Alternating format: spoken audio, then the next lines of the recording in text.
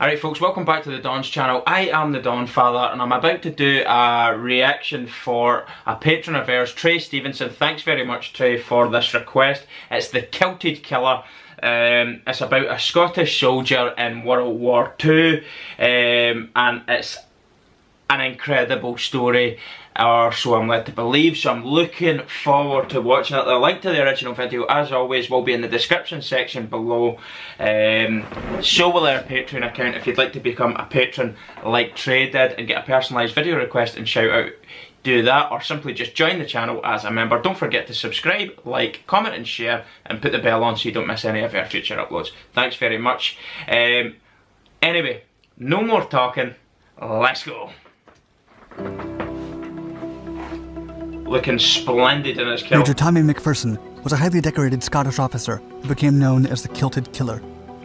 His unconventional guerrilla warfare techniques caused so much havoc that at one point the infuriated Nazis put a 300,000 franc bounty on his head. In one of his most legendary maneuvers, the 23-year-old British Army officer protected a pivotal bridge in the Loire Valley. Around 23,000 Nazis were stationed at the bridgehead when McPherson managed his way into enemy lines and faced Major General Botho Henning Elster. True to his reputation, the soldier single-handedly triggered the surrender of an entire Panzer division with no weapons, only his sharp intellect and a wee bit of bluffing. Wow. This is going to be incredible. 7th time's the charm.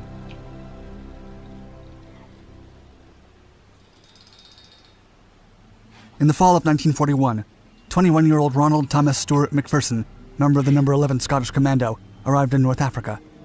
Tommy, as he was known to his peers, would be joining Operation Flipper, a secret commando team assembled by the British Army to strike the presumed headquarters of General Erwin Rommel. By mid-November, McPherson and 3 fellow soldiers were stranded on a beach near Italian-occupied Beta Littoria after their rescue submarine failed to arrive. With no food, water, maps, or even proper clothing, they set march to Tobruk, a British-held town 200 miles away. However, the soldiers were stopped and captured by the enemy. While being interrogated by 4 army officers and 6 carabiners, one of the Italian officers asked McPherson to show him how his automatic Colt pistol worked. The Scottish soldier obliged by trying to shoot them. McPherson was sent to a prisoner camp and placed under solitary confinement, where he promptly tried to flee. He was then transferred to another site in Montalbo, where he attempted to jump over the property's fence. After 3 failed escapes, McPherson was moved once again in June of 1941. This time, he was transferred to a special camp in Gavi, northwestern Italy, for soldiers who had attempted to flee from other prisons. The young soldier remained there until September 3rd, 1943, when the Armistice of Cassibile was signed and the Germans took over the area. After being transferred to another camp in northern Italy, McPherson and his fellow Allied soldiers were sent to Austria. On the way there, he escaped, but was quickly recaptured and almost shot by enemy guards. McPherson eventually arrived at the Stalag 18A camp in southern Austria, and soon became friends with New Zealand Captain Colin Armstrong. The 2 prisoners plotted to escape with the help of French prisoners who lent them their uniforms. Hiding from the Nazis as they took roll calls, the men fled on September 21st, along with Captain A.A. Yeoman. The 3 soldiers recrossed the Italian border and hoped to reach Yugoslavia to join Allied partisans. 5 days after the escape, Yeoman became separated from the group, and McPherson and Armstrong encountered a German patrol team. McPherson pretended to be an Italian officer and tried to convince the officers that Armstrong was Croatian. Still, the Red Cross rations gave them away, and they were recaptured. On September 30th, McPherson arrived at another prison camp in East Prussia. A few days later, he was transferred to Torun, Poland. Finally, on October 9th, he attempted his 7th and final escape while wearing a French uniform. The Scotsman reached the Baltic coast and boarded a ship headed to neutral Sweden. Wow. McPherson arrived in Scotland on November 4th, 1943. He was eventually awarded the Military Cross for his bravery during his time as a prisoner and for his actions in Operation Flipper.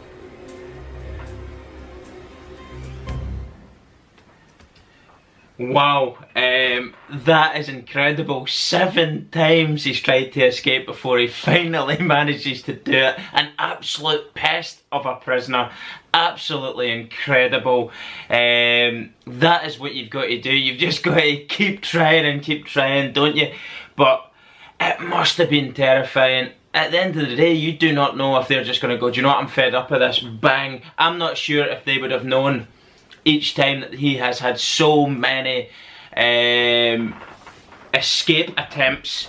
If they did know, I wonder would they have been just so lenient with him and not just killed him. So very brave. Obviously getting awarded for being an absolute nuisance of a prisoner, but also his involvement in Operation Flipper beforehand. An incredible story so far. Set Europe ablaze. Here we go, set Europe ablaze then. This is going to be impressive. Immediately after returning to Scotland, Macpherson rejoined his commando unit. He arrived just in time for Operation Jedburgh, a unique and clandestine plan that would require his tenacious personality. Jedburgh would consist of 3-man teams of British, American, French, Dutch, and Belgian soldiers dropping by parachute into occupied France, the Netherlands, and Belgium. They would provide support to the French resistance following the Normandy landings. Macpherson's training lasted 3 months. He was then promoted to Major in March of 1944 and assigned to lead Team Quinine, consisting of a French lieutenant and a British radio operator. In the early hours of June 8th, the Quinine team landed in Aurillac. As the men took off their jumping attire, a nearby Frenchman noticed Macpherson and told his boss, quote, Chef, there's a French officer, and he's brought his wife." Macpherson was wearing a Cameron Highland battle dress, complete with a tartan kilt. Magic! A proud Scotsman, Macpherson believed in standing out from the crowd. He later explained, quote, "As a British officer parachuted into a resistance situation, your only authority was your own personality, which I had tried to reinforce with my kilt and a degree of flamboyance." Brilliant. Absolutely brilliant. To motivate his young and inexperienced team, Macpherson went straight into action. As he spotted a substantial group of advancing Germans in the distance, the Scotsman asked his team to plant booby traps to slow them down, rather than engaging them directly. Throughout the night, the men cut down trees to block the road, hung grenades from the branches, and laid their only anti-tank mine on the ground. Guerrilla warfare, now kicking in. By the morning, the Germans brought heavy equipment to move the tree trunks and hit the mine. Meanwhile, Macpherson and his men sprayed troop carriers with their Sten guns and dashed into the forest before they could be noticed. The ingenious plan had worked. Similar continuous victories ensued, and it took Das Reich 2 weeks to get to their final destination, instead of 3 days as initially planned. By that time, the Allies had secured Normandy.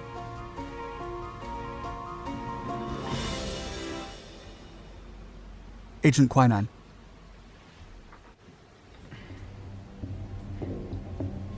During Operation Jedburgh, Macpherson and his squad left a path of destruction across Western Europe, destroying bridges or capturing German troops who crossed their way. It's believed that Team Quinine successfully conducted some form of operation on a daily basis. After Normandy, the war was swinging in the Allies' favor, and Macpherson became more brazen in his vendetta against the Nazis. The Scotsman even encouraged children to scatter nails in the streets to puncture the enemy truck's wheels. Wow! To impress local citizens, he drove around in a black Citroën car, waving a Union Jack and a Cross of Lorraine, the flag of the Free French. One morning, he sat in full uniform at a cafe with the town's mayor to taunt the Germans. As a Nazi armored car swung into the square, Major Macpherson and his driver hopped into the Citroën and raced into the hills while being chased by the Germans.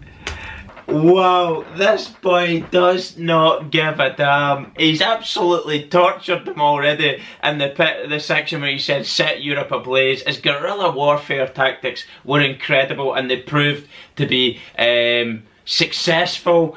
Not only that there, he seriously does not care about how much he gets under their skin, and I'd imagine at this point his reputation's already grown. Who is this nutcase that is running around in the tartan skirt?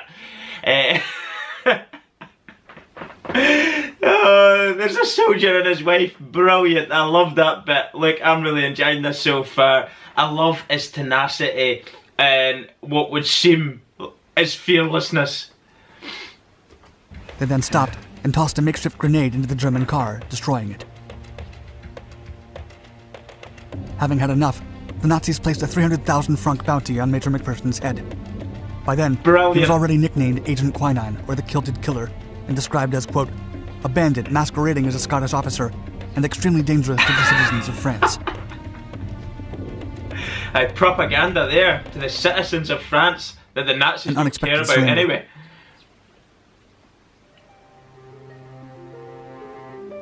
Despite Major McPherson's successful guerrilla techniques, his greatest achievement ultimately happened without weaponry, only his intellect. Wow, this will be good. With Allied forces now taking control of France, the Germans began to retreat. Enemy corps numbering 23,000 men and over 1,000 vehicles advanced through the last remaining gap between two Allied armies in the Loire Valley. Only a small group of French resistance soldiers guarded a vital bridge in the area. The severely outnumbered French fighters had no hope of winning. The Nazis had previously negotiated with the Allies to no avail, but Major McPherson suggested another meeting in a nearby village. On September 16th, an unarmed McPherson drove to the village's schoolhouse, accompanied by a French officer and a German doctor. He approached General Botho Henning Elster and told him that he was the operations leader and was ready to summon the Royal Air Force and unleash heavy artillery upon his column. According to McPherson's biography, quote, I told him that I was in contact with London by radio and could at any time call up the RAF to blow his people out of sight. In truth, the only thing I could whistle up was Dixie, but he had no way of knowing that. Major Elster stared at the 23-year-old Scotsman dressed in full Highland battle gear and agreed to surrender on the condition that his troops were allowed to keep their sidearms until they were under the custody of the U.S. 83rd Infantry Division. McPherson agreed, peacefully taking over an entire Panzer Division, securing the Loire bridgehead and getting one step closer to the liberation of France. How is your poker face? That is incredible. Oh my word, a complete Panzer Division has just surrendered because he has just went up and bluffed his way to their surrender, telling them that the RAF is ready to strike on their position. They're only a little call away on the radio, but they weren't. He couldn't even muster up Dixie, he says. I think that is just brilliant. Of course, his reputation at this point has probably surpassed him, and they've bought into the hype of it all. It just goes to show the art of deception in war is massive. Do not underestimate it. What a legend!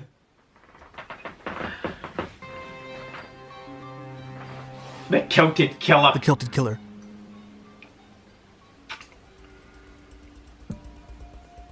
When France was liberated, Major McPherson traveled to Italy to help organize the Italian partisans in further efforts to evict the Germans. He parachuted down into northeast Italy in November of 1944 and sabotaged German lines occupying the Tarvisio commune. After World War II ended, Major McPherson also became an enemy of communism. When Yugoslavia captured the Italian cities of Istria, Zadar, and Rijeka, McPherson interfered and made sure the town of Trieste remained Italian. Brilliant. Yugoslavia's leader, Josip Broz Tito, was furious. Get it up, you. Years later, in 1956, McPherson was vacationing on the Italian side of the Yugoslavian border when he was summoned to meet Tito at his summer residence. When they met, Tito said to him, quote, "Ah, McPherson, I've been looking forward to this meeting. We tried so hard to kill you." For his service in France, Italy, Palestine, Cyprus, Yugoslavia, Egypt, Libya, Lebanon, and Syria, Tommy McPherson became recognized around the world as a warrior hero and one of the most determined and intelligent British soldiers of World War II. With 3 military crosses, 3 Croix de Guerre, 1 Legion d'Honneur, a Knight of Bachelor from the Queen, and even a papal knighthood, Colonel Sir Ronald Thomas Stewart McPherson is the most decorated living soldier in the British Army's history. Shivers there. That is incredible. Go on yourself, Tommy. Well done, young man. That's the end of the video, and it was truly remarkable. Truly remarkable. I don't know if I've ever heard anything just quite like it. The tenacity, the the deception of the man, the sneakiness with the guerrilla tactics, the bravery cannot be questioned, the leadership, the complete nuisance that he was when he was a prisoner of war. 7 times the charm, as they called it. 7 times he tried to escape. When he finally managed to do it and got aboard a Swedish naval ship or something like that, they said, didn't they? Where he's eventually ended up in Scotland, where he's retrained to go out on another type of mission. Obviously 3 months training course of parachuting in behind enemy lines, which in itself is ridiculously brave, and he led from the front on that. His ingenuity, instead of going in and fighting one-on-one where they were severely outnumbered, he's had the presence of mind and wit to know that you're never going to win that way. So he set booby traps and became the king of guerrilla tactics. It was incredible. He just absolutely had them on the back foot. One man and his crew just giving it big licks to the enemy. Absolutely remarkable. Known as, what was it, Officer Quinine or something like that, or the Kilted Killer. On a daily basis he carried out operations. How many operations we do not know. But the biggest achievement of all, managing to deceive them in such a way, and I think a lot of it had to do with the reputation that he had built, and of course the bounty on his head was at 300,000 francs. Bearing in mind this was World War II, I don't even know what that would be in today's money. A lot of money. That's how much havoc he was reaping on them. Incredible stuff. But to be able to bring about the surrender of a stronghold held by a panzer division purely off reputation and deception and fucking sneakiness at the end of the day, just bluffed his way to it. Incredible. Telling them he couldn't even muster up Dixie, never mind contact the RAF in London, which they would have thought was nearby and ready to just attack at a moment's notice on the position if they did not surrender. Of course, the Yugoslavian leader Tito admitted he wanted to kill him for so long but just simply couldn't, and he held out in Italy to keep it Italian rather than communist. I think that's remarkable, and that's one of the things General Patton said of the Americans. I think or people had mentioned, the Germans, mentioned why they couldn't believe Patton at the time, never kept going and defeating communists, if you like, with the Russians, the Soviet army, and absolutely bulldozing them and any communist regime that would grow from that. And that's clearly a little bit of what McPherson was doing, crushing communism as well. There wasn't anything this man couldn't do. He was only 23 years old, but he had such an intelligent mind as well. I'm so proud of him being a Scotsman and wearing his kilt. He was ready to die in his best dress, in his kilt, and as he put it, I stand out from the crowd. It shows my personality, and he loved that. I like the way the French described him when he parachuted in.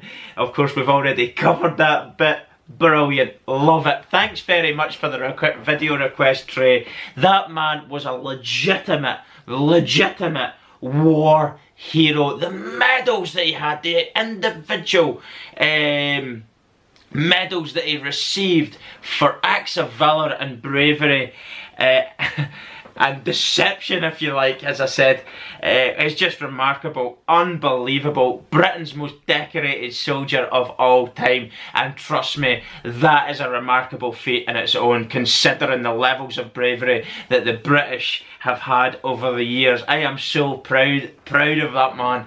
Well done, Tommy McPherson, an absolute legend.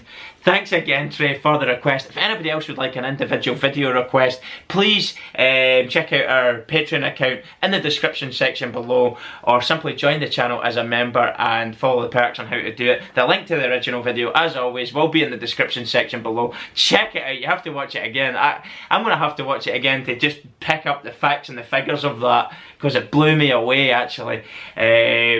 I loved every single bit of it. Incredible. Thanks very much for watching, everyone. I am the Dawn Father, and I'll see you all soon. God bless you, Tommy. God bless you, son. See you later. Goodbye.